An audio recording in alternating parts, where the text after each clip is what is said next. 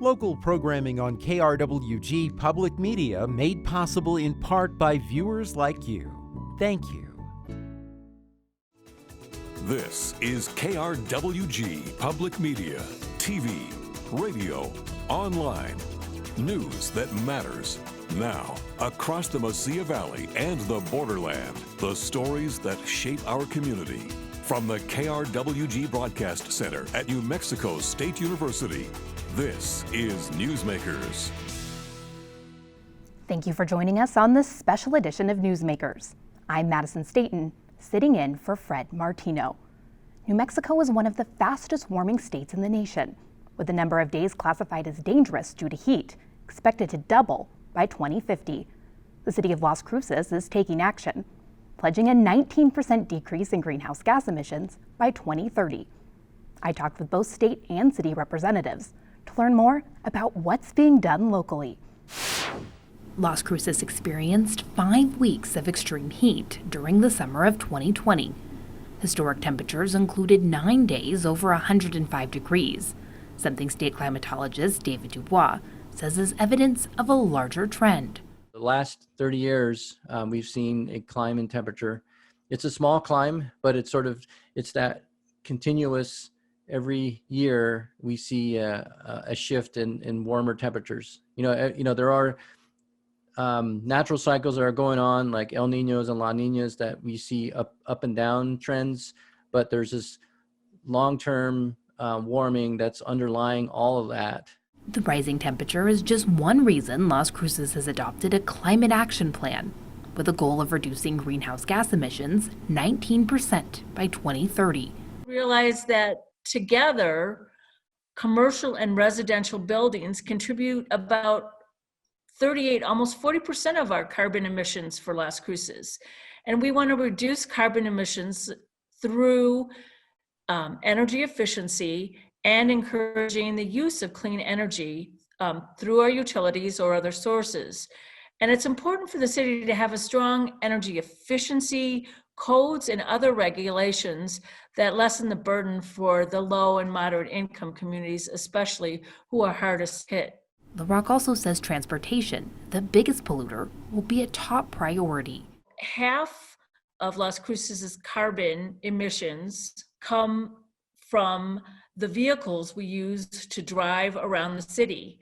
And our system benefits those cars, and it benefits people who have cars and limits opportunities for those without them. Yet we all pay for road improvements and suffer from air pollution and the cleanup costs. And so to address this, we want to create mobile hubs where people have access to public transit, electric bikes, and walking trails. We want to develop compact communities that have all the services we need in walking distance. And for those that need cars, we want to encourage the use of electric vehicles. Las Cruces City Councilor Gil Sorg, who strongly supports the city's transition to clean energy, recently spoke to KRWG about efforts to replace city-owned gasoline vehicles with electric ones. We have 5 buses on order now. My goal here is when we need to replace a vehicle and there's an available on the market at a price that is within reason of a gasoline-powered vehicle, we convert to electric vehicles then. State climatologist David Dubois says the goals outlined by the city are attainable, but he says residents without access to a cool location in the summer must get help. There's quite a few people who have problems with extreme heat, and it seems like there's a growing number of people who are it actually affects their life. And so I think that is one thing that we need to follow up on, and I think right away. One way LaRock is hoping to combat extreme heat is by addressing the amount of asphalt and lack of trees. This can cause so-called heat islands, parts of the city that can get up to 15 degrees hotter than other areas. Those surfaces absorb the heat and radiate it out. And this heat continues to radiate out throughout the day and even in the evening. We need to be more deliberate about adding cool surfaces like lighter pavement or porous surfaces where water can soak through, and an increased number of trees.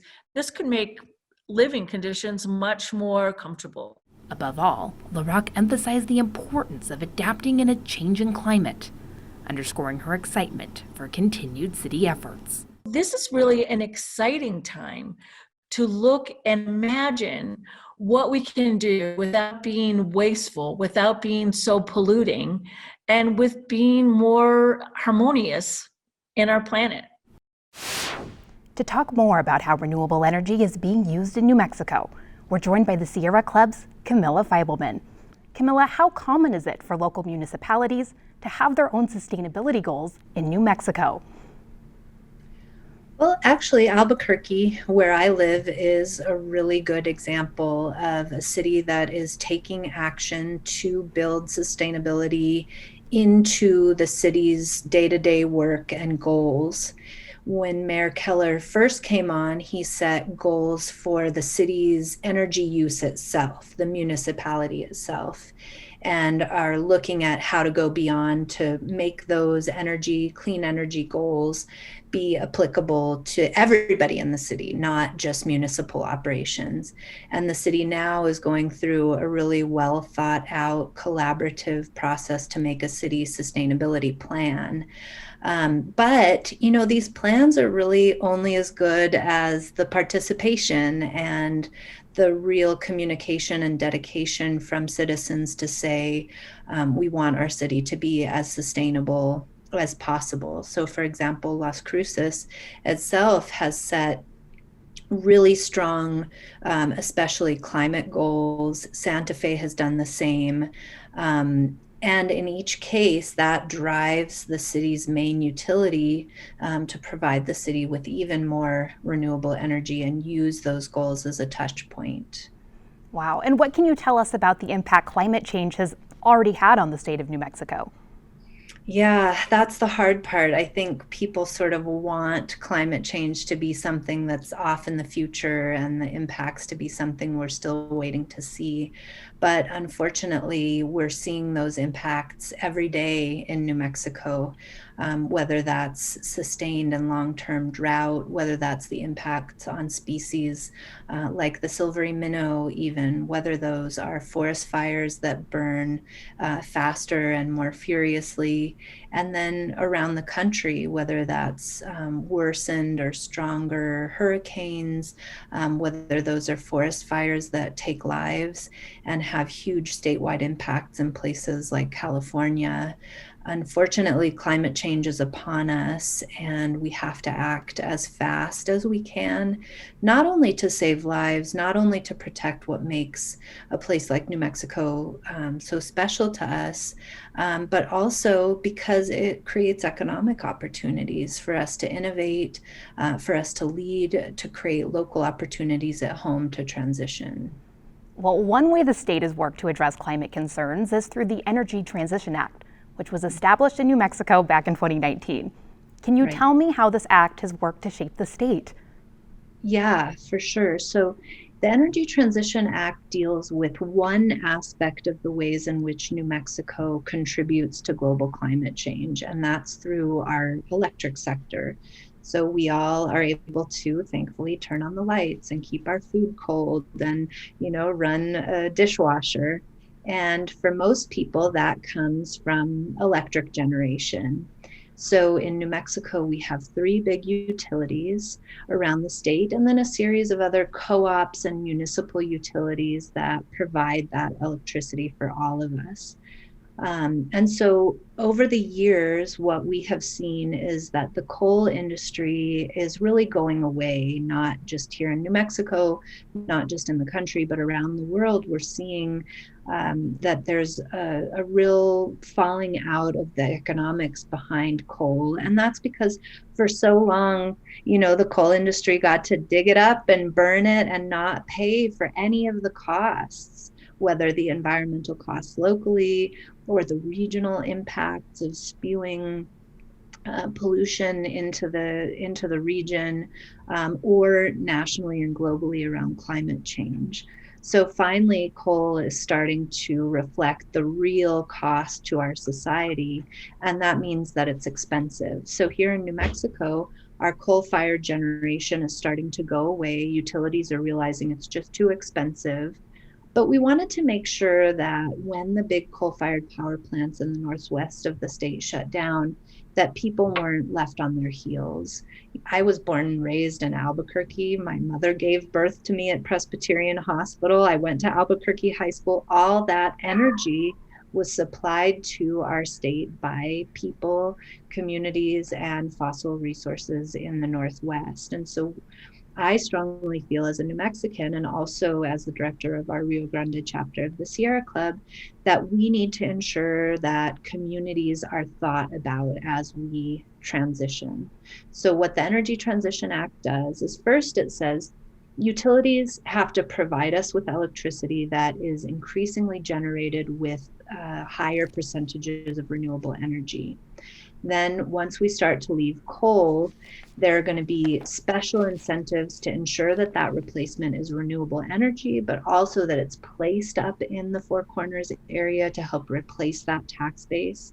It's going to be done in a way that is cheaper for customers who are paying for that electricity, and it's going to generate funds to help workers that are going to be losing their jobs, and to develop funds for communities to help reimagine their local economies in ways that are more sustainable.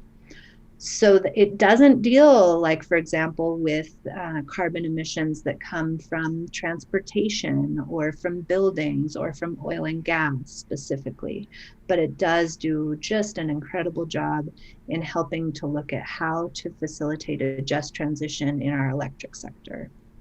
Absolutely. And like you said, we've talked a lot about and heard a lot about critics of the act that are worried about the loss of jobs that might come from the switch in resources. Can you touch a little bit more on some of those protections that the Act provides?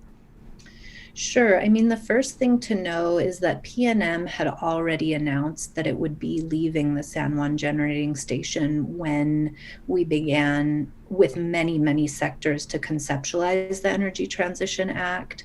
So this was an attempt to say, hey, we know this place is going to shut down. We know that people are going to be losing their jobs.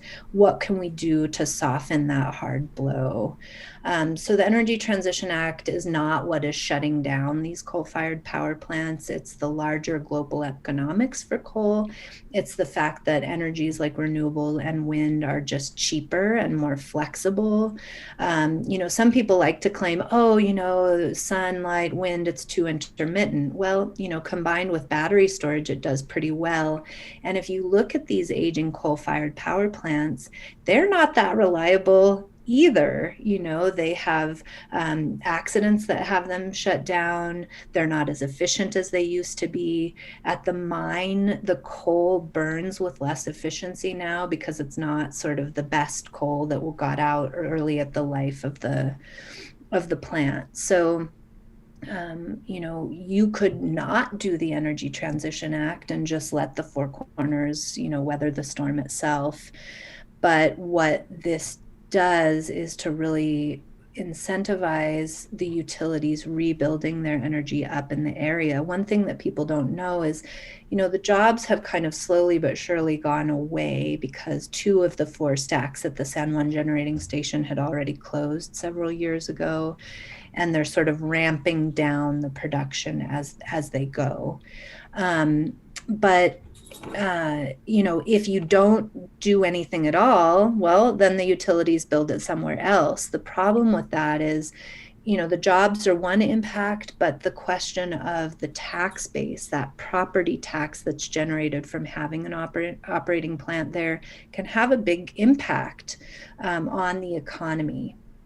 And so by incentivizing the rebuilding of new renewable energy and battery storage in the area, you're replacing that tax base, which may have a bigger impact even. And the estimates are showing that with the renewables that will replace the coal-fired power plant, we're going to have over $1 billion investment up in the Four Corners area.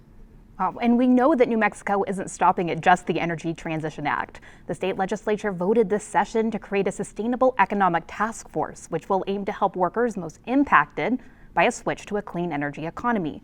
Can you tell me more about what this task force will actually do? Yeah, well, one thing to know and recognize is that Representative Angelica Rubio, who comes from Southeast New Mexico, back in 2019 was part of the coalition building the Energy Transition Act, but she realized that we needed to not just sort of act on economic moves forward, but we really needed to study the situation and understand what frontline workers wanted to be doing, what opportunities they saw for transition.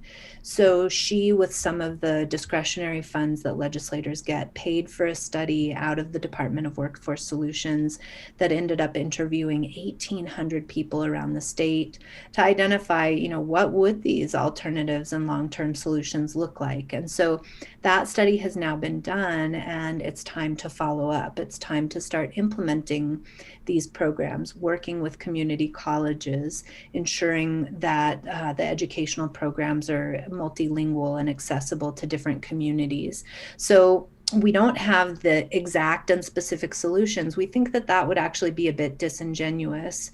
We actually need to go through a process of understanding what alternatives are there out there for us. And, one really interesting thing that we heard from people in Southeast New Mexico especially was like, we don't want our only economic development to be private prisons and oil and gas and maybe high-level nuclear waste storage. We want economic opportunities that really sustain and build and make our communities attractive and safe and healthy to live in.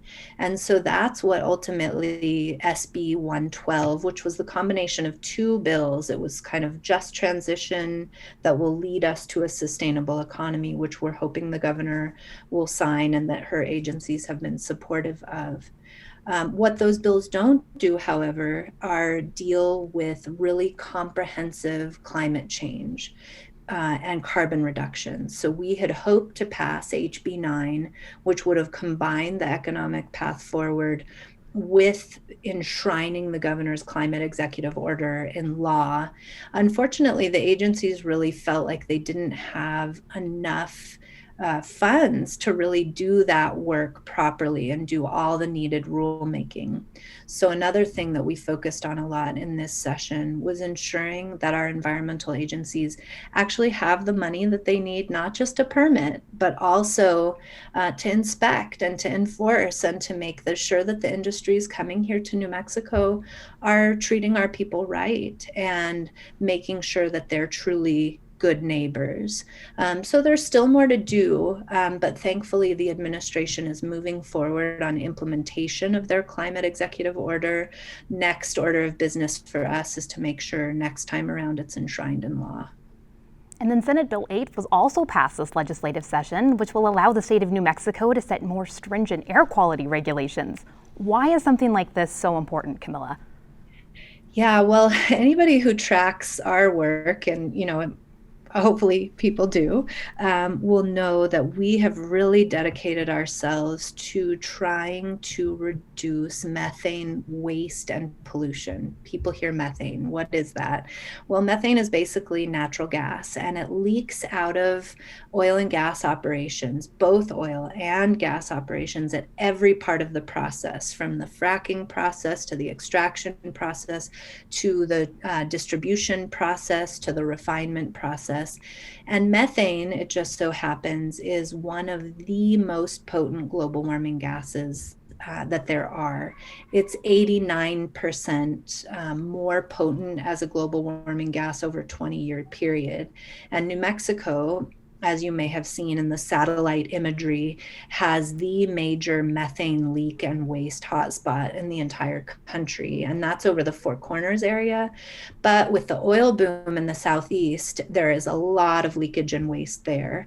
So not only is this a huge climate issue, but it also means limited royalties coming into the state because that wasted methane gas is not charged the royalty rates. So we had worked with the Obama administration to see really strong methane waste regulations that were part of our Paris climate agreements. Those were rolled back by the Trump administration, although we were able to slow that process. And the governor has committed to nation-leading ozone and methane standards. We're halfway there with some really good methane standards coming out of the Oil Conservation Division, but we need strong ozone standards. And the draft proposal for those rules were a little bit weak, with some loopholes that we think and hope will be fixed when the final rule comes out in May.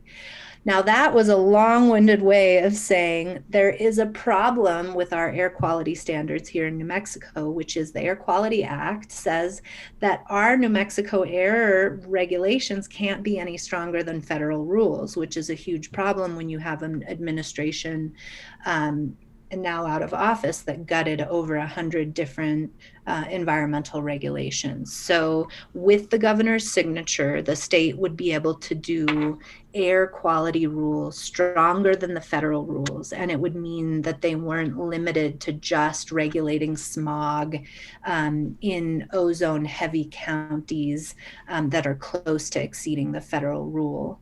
And it goes beyond air quality. Actually, this applies to the Hazardous Waste Act as well, that has limits saying that our rules can't be stronger than the federal rules. And that's a huge problem when it comes to something wonky called PFAS, but it's not so wonky when it turns out it's in your bloodstream and in your water source and in the cattle you're raising. So this was a flame retardant that the Air Force used and dropped all over the southeast of the state and has been found in people's bloodstreams, water sources, and cows. The state couldn't regulate it because it wasn't regulated by the federal government. So signing SB 8 would allow the state to set its own standards. And a second bill accompanying that, HB 76, would allow the Environmental Improvement Board to withhold or deny permits from bad air actors. So if this was a company who was violating the law seriously or lying on their applications, they could have their permits removed. And that's key because, it is some of the bad actors that have some of the worst pollution problems in our state. Mm-hmm. And there's often this stigma surrounding environmental efforts that investing in personal sustainability projects like solar might be too expensive for the average New Mexican. I know that a community solar bill was recently passed in the state legislature. Can you talk to me a little bit about how it will work to make things like solar more accessible to just the average community member?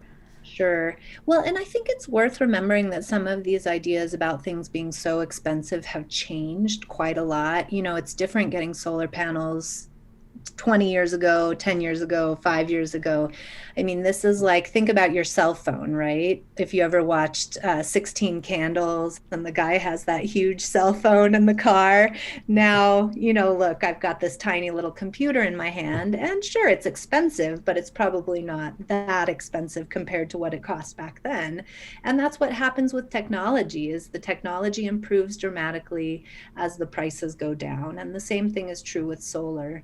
The reality with solar is it's actually quite affordable. And once you've got it on your roof, paying off either the purchase or the lease is less expensive usually than your actual electric bill. Now, I do always warn people, it's way better to go through your house first and see what energy you can cut out before you start investing in solar panels. But once you do, you could combine them with taking out a loan to get an electric car. And those are even pretty accessible these days. So you could power your electric car with solar panels. And those things are much more affordable than ever before. But the key is, even if you have a slightly more expensive investment on the front end, you're saving yourself money on a month-to-month basis because you don't have to buy gasoline. You don't have to pay that electric bill or even that gas bill ongoing. Something like community solar gives people a chance to buy into kind of what are called community solar gardens, right? So let's say you don't own your own home, or you just don't quite have the credit to get there to get your own panels. You can basically buy into a system, and because it's a slightly larger system, the economy of scale means that's going to be even more affordable to you. So the Community Solar Act bill passed this session. It's just a pilot project, and it's got a cap on how much solar will generate with this program, but it'll give us a chance to really understand how the system works and how that flows in with what the utilities are doing already, and give it a try before we take it expansively. But I think it's a great way for people to really demonstrate their desire to address climate change through their own purchase power. I do want to say, and we really want people to be taking these actions at home of changing their lifestyles, and together we can make a huge difference. But the thing we all need to add on top of that is advocacy around the programs that make all of this possible. If the only thing we do is implement at home, it's probably not going to be enough. But if we then all get together and say, hey, we are solar people, we're electric vehicle people, we're economic diversification and stimulation people, and we're going to go and talk to our elected officials, our mayors, our city councilors, our local legislators, our federal legislators, to make sure that these programs are amplified to the level that we need to address climate change in a way that are going to work for our kids, who we are having even more intimate contact with through homeschooling. We're seeing that these kids are learning about this stuff, and they are looking to us to make sure that this planet is a livable place for them. People talk about wanting to do this stuff for their own kids, which I do want the planet to be safe for my 4-year-old son and my 8-year-old stepdaughter. But to me, it's really about your kids. It's about your grandkids. It's not about me. It's about us. It's about all of us advocating in a way that makes life livable for everybody's kids. Well, with 30 seconds left, I would love if you could just sum up what you think the most important takeaway for our audience to understand about climate change is.